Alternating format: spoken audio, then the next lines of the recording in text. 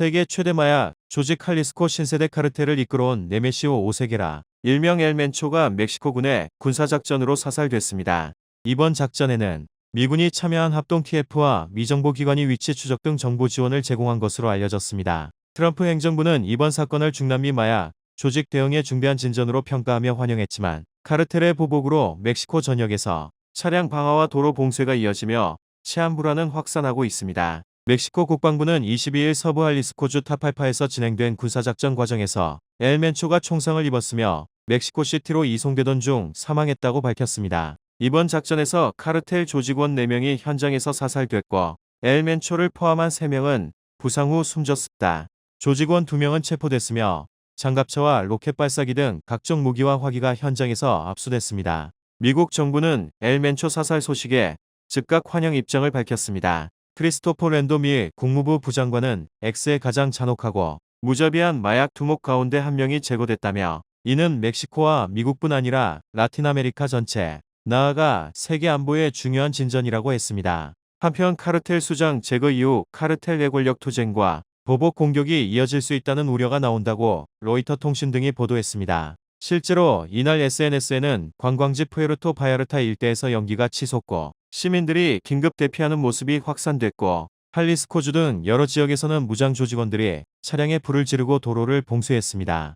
앞서 트럼프 대통령은 멕시코 카르텔을 향해 지상 공격할 것이라고 밝힌 바 있어 이번 사태를 계기로 미군이 멕시코에 투입될지도 관심입니다. 미국이 쿠바의 에너지 공급을 사실상 차단한 가운데 중남미 친중 국가들에게 압박 수위를 끌어올리는 배경에는 단순한 갈등을 넘어선 지정학적 계산이 갈려 있습니다. 트럼프 대통령은 최근 대외 정책 기조에서 중국의 영향력 차단을 핵심 목표로 내세우며 서반구 내 친중 네트워크 약화를 전략 우선순위로 설정해 왔습니다. 쿠바는 오랜 기간 중국과 금융통신 인프라 협력을 확대해 온 국가로 미국 입장에서는 카리브해 인접 지역에서의 전략적 거점으로 인식됐습니다. 현재 미국의 접근 방식은 군사 충돌보다는 경제 압박을 통한 체제 균열 유도에 초점이 맞춰져 있습니다. 특히 금융 제재와 송금 제한, 무역 통제 강화 등 경제적 레버리지를 활용해 외화 유입을 차단하면 이미 구조적 취약성을 안고 있는 쿠바 경제가 추가 압박을 받을 수밖에 없다는 계산입니다.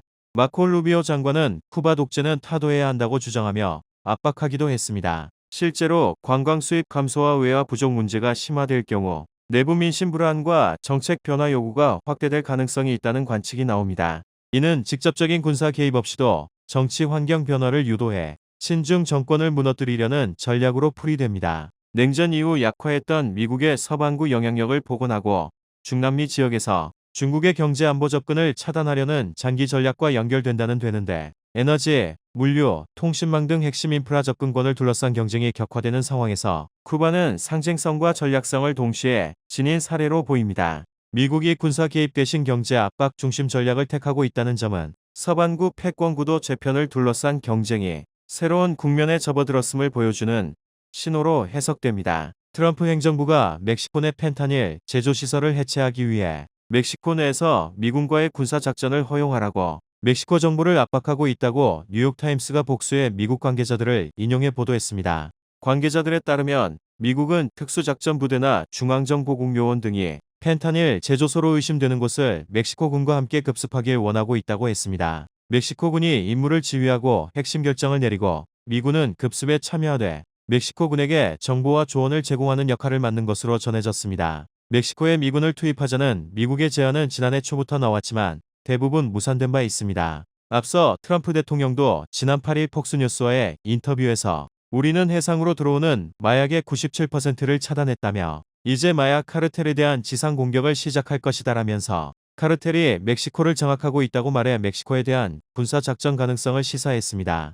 일부 미국 관계자는 합동 군사작전뿐 아니라 미군이나 CIA가 멕시코에서 드론으로 펜타닐 제조소로 의심되는 장소를 공격하길 원하고 있습니다.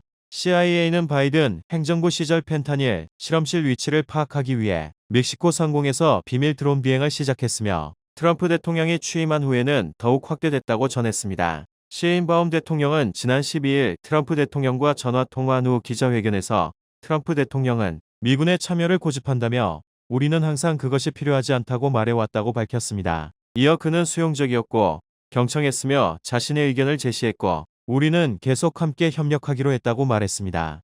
현지 시각 8일 AFP 통신 등에 따르면 트럼프 대통령은 이날 저녁 방송된 폭스뉴스와의 대면 인터뷰에서 우리는 해상으로 미국에 유입되는 마약의 97%를 때려잡았다면서 우리는 이제 카르텔과 관련해 지상 공격을 시작할 것이라고 밝혔습니다. 트럼프 대통령은 카르텔이 멕시코를 운영하고 있다며 멕시코에서 벌어지는 일을 지켜보는 건 참으로 개탄스러운 일이라고 지적했습니다. 그러면서 카르텔은 미국에서 매년 25만 명, 30만 명의 목숨을 앗아가고 있다 강조했습니다. 앞서 트럼프 행정부는 카리브해에서 마약을 운반 중이라는 의혹이 제기된 선박들에 잇따라 공습했습니다. 트럼프 대통령은 우리는 우리나라로 마약이 쏟아져 들어오는 걸 원치 않으며 치욕스러운 역사상 최악의 대통령 바이든 정권에서 4년간 벌어졌던 것처럼 나쁜 사람들이 우리나라로 들어오는 걸 원하지 않는다 강조했습니다. 앞서 트럼프 대통령은 쿠바와 콜롬비아에 대한 군사 개입을 시사했는데 마두로 축출 과정에서 마두로를 지키던 쿠바인이 많이 사망했다고 말하며 쿠바가 스스로 무너질 준비가 된 것으로 보이기 때문에 미국의 군사적 개입이 필요할 것이라고 했습니다. 이어 지난 몇 달간 갈등을 빚어온 구스타보 페트로 콜롬비아 대통령에 대해 트럼프 대통령은 아주 병든 사람이 다스리고 있으며 그는 코카인을 만들어 미국에 팔고 있다며 그는 이를 오래 하지 않을 것이라고 경고한 바 있습니다. 트럼프 대통령이 유엔 산하기관을 포함한 66개 국제기구 탈퇴에 서명하며 미국 우선주의를 전면에 내세웠습니다. 7일 백악관에 따르면 트럼프 대통령은 더 이상 미국의 이익에 부합하지 않는 66개 국제기구에서 미국을 탈퇴하도록 지시하는 대통령 각서에 서명했습니다. 백악관은 트럼프 대통령이 탈퇴 서명한 기구가 구체적으로 어디인지 밝히지 않았으나 이들 기구 중 다수는 미국의 주권 및 경제적 역량과 충돌하는 급진적인 기후 정책, 글로벌 거버넌스, 그리고 이념적 프로그램을 추진한다고 설명했습니다. 트럼프 대통령은 SNS를 통해 힘들고 어려운 시기에 우리나라의 이익을 위해 2027년 국방 예산을 1조 달러가 아닌 1조 5천억 달러, 우리 돈 약 2170조가 돼야 한다고 밝혔습니다. 이어 이는 우리가 오랫동안 누려야 할 꿈이 군대를 구축하고 더 중요하게는 어떤 적이 있더라도 우리의 안전과 보안을 지킬 수 있도록 하기 위함이라고 강조했습니다. 미국의 군사력 확장과 지정학적 재편은 중국과 친중 국가들에게 직접적인 압박으로 작용할 전망입니다. 남중국해, 북극, 중동 해상로까지 미국의 통제력이 강화될 경우 중국의 에너지 수송과 군사적 확장 전략은 제약받을 수밖에 없습니다. 트럼프 대통령은 그린란드를 소유하겠다는 뜻을 내비쳤는데 북극 항로와 대서양, 태평양을 잇는 해상 통제권을 선점해 미국의 해양 패권을 공고히 하겠다는 의도로 해석됩니다. 북극해 접근권을 장악할 경우 중국과 러시아의 해상, 에너지 전략은 구조적 제약을 받을 수밖에 없기 때문입니다. 국제 질서가 다시 군사력 중심으로 재편되는 가운데 미중 간 전략 경쟁은 한층 더 격화될 것으로 보입니다. 미국의 베네수엘라 공습과 마두로 정권 붕괴는 단순한 독재자 제거를 넘어 미중 전략 경쟁의 흐름을 바꾸는 사건으로 평가됩니다. 베네수엘라는 확인된 원유 매장량만 약 3,030억 배럴에 달하는 세계 최대급 산유국으로 미국의 장기 제재 이후 원유 수출과 금융 구조가 중국 중심으로 재편돼 왔습니다. 중국은 베네수엘라 원유의 최대 수입국이자 차관과 인프라 투자를 통해 정권 유지에 실질적 영향을 미쳐온 핵심 후원국이었습니다. 미국의 이번 군사 개입은 중국의 에너지 자원 파이프를 서반구에서 차단하려는 전략적 선택으로 해석됩니다. 특히 베네수엘라는 초중진유뿐 아니라 히토류 같은 전략 광물 잠재력이 거론되는 국가로 미국 입장에서는 석유를 넘어 방산 반도체, AI 등 첨단 산업의 필수적인 자원 확보 차원에서도 중요한 의미를 갖습니다. 현재 중국은 세계 히토류 매장량과 생산량 모두에서 압도적 우위를 점하며 공급망을 사실상 통제하고 있고 미국은 이를 국가안보 차원의 구조적 취약점으로 인식하고 있습니다. 결국 미국의 베네수엘라 공습 성공은 서반구에서 중국의 영향력을 약화시키는 동시에 대만을 둘러싼 미중 긴장 국면에서 미국이 말이 아닌 행동으로 의지를 보여준 사례입니다. 이는 미중 경쟁이 외교적 경고 단계를 넘어 실제 힘의 사용 국면으로 진입하고 있음을 시사한 것으로 보입니다. 트럼프 대통령은 쿠바와 콜롬비아를 비롯한 친중 국가들에도 군사력 사용을 언급하면서 향후 중남미 정세가 요동칠 전망입니다.